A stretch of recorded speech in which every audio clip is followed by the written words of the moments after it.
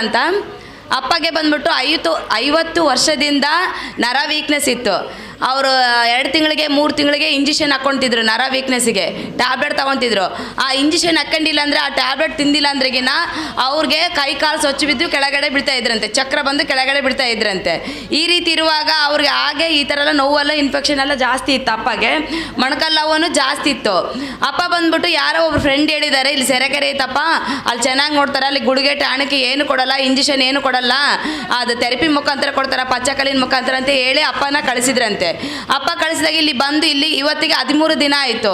ಇವಾಗ ಅಪ್ಪಗೆ ಆ ಥರ ಆ ಇಂಜೆಕ್ಷನ್ನು ಹಾಕ್ಕೊಳ್ತಾ ಇಲ್ಲ. ಇವಾಗ ತಿಂಗಳಿಗೆ 15 ದಿನಕ್ಕೆ ಇಂಜೆಕ್ಷನ್ ಹಾಕ್ಕೊಳ್ತಿದ್ರಲ್ಲ, ಟ್ಯಾಬ್ಲೆಟ್ ತಿಂತಾ ಇದ್ರಲ್ಲ, ಇವಾಗ ಪೂರ್ತಿಯಾಗಿ ಇಂಜೆಕ್ಷನ್ ಹಾಕ್ಕೊಳ್ತಾ ಇಲ್ಲ, ಟ್ಯಾಬ್ಲೆಟ್ ತಿಂತಾ ಇಲ್ಲ, ಸಂಪೂರ್ಣವಾಗಿ ಸ್ವಸ್ಥತೆ ಆಗಿದೆ. ಅಪ್ಪಗಾಗಿ ಜೋರಾಗಿ ಕ್ಲಾಪ್ ಮಾಡಿರಿ.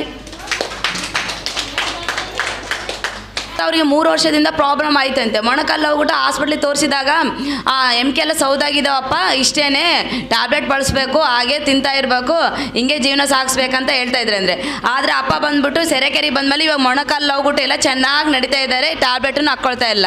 ಹಾಗೆ ಅಪ್ಪ ಹೇಗೆ ಗುಣ ಆದರು, ಯಾವ ರೀತಿ ಅವ್ರಿಗೆ ಎಕ್ಸ್ಪೀರಿಯೆನ್ಸ್ ಆಯಿತು ನಾವು ಕೇಳೋಣ. ಅಪ್ಪ ಅಮ್ಮ ತಾಳ್ಮೆಯಿಂದ ಎಲ್ಲರ ಗಮನ ಇಟ್ಟು ಕೇಳ್ರಿ. ಯಾಕಂದರೆ ಕೇಳುವಾಗನೇ ನಿಮಗೆ ಅದೊಂದು ಧೈರ್ಯ ಬರುತ್ತೆ.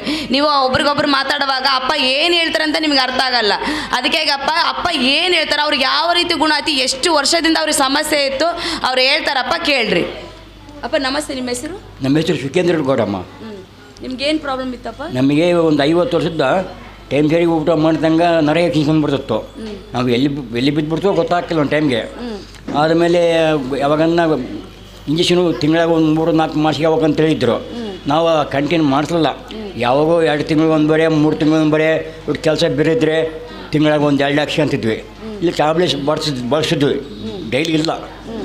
ಇವಾಗ ಯಾವುದಿಲ್ಲ ರೀ, ಯಾವಲ್ಲ. ಮೊನ್ನೆ ಬರೋಗ್ರೆ ಹೊಲ್ದಾಗ ಬಿದ್ದುಬಿಟ್ಟಿದ್ದೆ, ಅವತ್ತಿದ್ದ ಇಲ್ಲಿ ಬಂದಾಗಿದ್ದ ಏನೂ ಇಲ್ಲ, ಮೊಣಕಾಲು ನೋವಿಲ್ಲ, ನರ ಎಕ್ನಿಸ್ ಇಲ್ಲ, ಮನುಷ್ಯನಿಗೆ ಉಲ್ಲಾಸ ಆಯ್ತು, ಬೇಸ ಆಯ್ತು. ಓಕೆಪ್ಪ, ನೀವು ಇಲ್ಲಿ ಫಸ್ಟಿಗೆ ಬಂದ ಟ್ರೀಟ್ಮೆಂಟ್ ತೊಗೊಂಡ್ರಲ್ಲ, ಶೀತ, ಜ್ವರ, ವಾಮಿಟು, ಲೂಸ್ ಮೋಷನ್ ಈ ಥರ ನಮ್ಗೆ ಏನು ಬರಲ್ಲ, ನೀವು ಹೇಳಿದ್ರಿ, ನಮ್ಗೆ ಏನೇನಾಗಿಲ್ಲ, ಚೆನ್ನಾಗಿದ್ವಿ. ಓಕೆಪ್ಪ, ಇವಾಗ ಎಷ್ಟು ದಿನ ಆಯ್ತಪ್ಪ ಸೆರೆಕೆರೆ ಬಂದು? ಇಲ್ಲಿ ಬಂದು 13 ದಿನ ಆಯಿತು. ನಿಮ್ಗೆ 50 ವರ್ಷದಿಂದ ಇದ್ದಂಥ ನರ ವೀಕ್ನೆಸ್ 13 ದಿನದಲ್ಲಿ ಗುಣ ಆಗಿದಲ್ಲಪ್ಪ, ನಿಮ್ಗೆ ಎಷ್ಟು ಸಂತೋಷವಾಗ್ತಾ ಇದೆ? ಹೌದ್ರಿ, ಸಂತೋಷ ಆಗ್ತೈತಪ್ಪ? ಸಂತೋಷ ಆಗಿತ್ತು. ನೀವೆಲ್ಲ ಹಾಸ್ಪಿಟ್ಲಿಗೆ ಹೋಗಿ ಇಂಜೆಕ್ಷನ್ ಹಾಕಬೇಕಂತ ಹೇಳ್ತಿದ್ರಲ್ಲ ಡಾಕ್ಟರ್, ಇವಾಗ ಇಂಜೆಕ್ಷನ್ ಹಾಕೊಳ್ತಾ ಇಲ್ಲ? ಆಗ್ತಾ ಇಲ್ಲ. ಇವಾಗ ನೀವೇನಾದ್ರೂ ಚಕ್ರ ಬಂದು ಕೆಳಗಡೆ ಬಿಡ್ತಾ ಇದ್ದೀರಾ? ಇಲ್ಲ, ಯಾವುದಿಲ್ಲ. ಇವಾಗ ಇಂಜೆಕ್ಷನ್ ಬಿಟ್ಟಿರೋ ಕೂಡ ಏನ್ ಚಕ್ರ ಬಂದು ಬಿಡ್ತಾ ಇಲ್ಲ. ಇವಾಗ ನಮ್ಮ ಸೆರೆಕೆರೆ ಬಂದು 13 ದಿನ ಆಯ್ತಲ್ಲಪ್ಪ ನೀವು ಟ್ರೀಟ್ಮೆಂಟ್ ತಗೊಳಕ. ಇವಾಗ ಇಂಜೆಕ್ಷನ್ ಇಲ್ಲ, ಟ್ಯಾಬ್ಲೆಟ್ ಇಲ್ಲ, ಏನ್ ಹಾಕೊಳ್ತಾ ಇಲ್ಲ? ಇವಾಗ ನಿದ್ರೆ ಚೆನ್ನಾಗಿ ಮಾಡ್ತಾ ಇದ್ರಪ್ಪ? ನಿದ್ದೆ ಬೇಸ್ ಮಾಡ್ತಾರೆ, ಊಟ ಬೇಸ್ ಮಾಡ್ತಾರೆ. ಓಕೆಪ್ಪ, ನಮ್ಮ ಸೆರೆಕೆರೆ ಇಷ್ಟೊಂದು ಬೆಸ್ಟ್ ರಿಸಲ್ಟ್ ನಿಮಗೆ ಕೊಟ್ಟಿದ್ದಲ್ಲಪ್ಪ. 50 ವರ್ಷದಿಂದ ಕಷ್ಟ ಬಿದ್ದಂತ 13 ದಿನದಲ್ಲಿ ನಿಮಗೆ ಗುಣ ಆಗಿದಲ್ಲ. ಇವಾಗ ಅಪ್ಪ ಅಮ್ಮ ಹೊಸದಾಗಿ ಬರ್ತಾ ಇದ್ದಾರೆ, ಅವ್ರಿಗೆ ಏನು ಹೇಳಕ್ಕೆ ಇಷ್ಟಪಡ್ತೀರಿ? ಎಲ್ಲ ಬೇಸ್ ಅನುಕೂಲ ಆಗೈತೆ. ಇಲ್ಲಿ 1-2 ಬಂದು ಹೋದ್ರೆ ಬೇಸಾಕಲ್ಲ, ಬರ್ಬೇಕು ಒಂದು 15 ಶಾಲೆ 20 ಶಾಲೆ ಬಂದರೆ ಎಲ್ಲ ಬೇಸಾಗ್ತಾವ. ಸುಮ್ಮನೆ ಒಂದಿನ 2 ದಿನ ಬಂದು ಹೋಗ್ಬಾರ್ದು ಅಂದ್ಬಿಡ್ತಾರೆ, ಅದು ಬೇಸ ಹಾಕಲ್ಲ ಅಂತಾರೆ. ಮೊನ್ನೆ ಒಂದು 2 ಕರ್ಕೊಂಬ ಇದ್ದೆ, 2 ದಿವಸಕ್ಕೆ ಬರಲ್ಲ, ವಾಪಸ್ ಹೋಗ್ಬಿಟ್ರು. ಅವ್ರಿಗೆ ಟ್ರೀಟ್ಮೆಂಟ್ ಬೇಡ. ನಾನು ಹೇಳಿದೆ, ನಿಮ್ಗೆ 1 ದಿವಸಕ್ಕೆ 2 ದಿವಸಕ್ಕೆ ಬೇಸ ಆಗ್ಬೇಕಂದ್ರೆ ಆಗಕ್ಕಲ್ಲ, ಅಲ್ಲಿಂದ ದುಡ್ಡು ಕೊಡೋಂಗಿಲ್ಲ, ಏನಿಲ್ಲ, ಹೋಗಿ ಬರೋಕ್ಕೆ ನಿಮ್ಗೆ ಏನಂತ ಕೇಳಿದೆ. ಓಕೆ, ಇವಾಗ ಎಷ್ಟೋ ಅಪ್ಪ ಅಮ್ಮಂದ್ರೆ ಡೌಟ್ ಇದೆಪ್ಪ, ಮೂಳೆ ಪುಡಿ ಆಗಿಬಿಡುತ್ತೆ, ರಕ್ತ ಎಪ್ಪು ಕಟ್ಟಿಬಿಡುತ್ತೆ ಅಂತ ಐತೆ. ನಿಮಗೆ 13 ದಿನದಲ್ಲೇ ಟ್ರೀಟ್ಮೆಂಟ್ ತಗೊಳ್ತಾ ಇದ್ದೀರಲ್ಲಪ್ಪ, ನಿಮಗೆ ಎಲ್ಲಾದರೂ ರಕ್ತ ಎಪ್ಪು ಕಟ್ಟಿದೆ? ಏನೇನಿಲ್ಲ, ಎಪ್ಪು ಕಟ್ಟಿದ್ರೆ ಕರಿಯಾಗಿರ್ತೈತೆ ನಿಮ್ಮ ಮಿಷಿನ್ ಇಟ್ಟಾಗ. ಓಕೆ ಅಪ್ಪ, ಥ್ಯಾಂಕ್ ಯು. ನಿಮ್ಗೆ ಎಪ್ಪು ಕಟ್ಟಿದ ರಕ್ತ ಊಟ ಕರಿ ಹೋಗುತ್ತೆ. ಮೂಳೆ ಎಲ್ಲೇನು ಪುಡಿ ಆಗೈತಪ್ಪ? ಏನಾಗಿಲ್ರಿ, ಚೆನ್ನಾಗಿರಿ. ಇನ್ನ ನರ ವೀಕ್ ಆಗಿದ್ದಲ್ಲ, ಸ್ಟ್ರಾಂಗ್ ಆಗಿದೆ ನಮ್ ಟ್ರೀಟ್ಮೆಂಟ್ ಇಂದ. ಓಕೆ ಅಪ್ಪ, 50 ವರ್ಷ ಕಷ್ಟ ಬಿದ್ದಿದ್ದೀರಾ, 13 ದಿನದಲ್ಲೇ ಗುಣ ಆಗಿದ್ರ, ನಿಮ್ಗೆ ಎಷ್ಟು ಸಂತೋಷವಾಗಿದ್ದೀರಿ?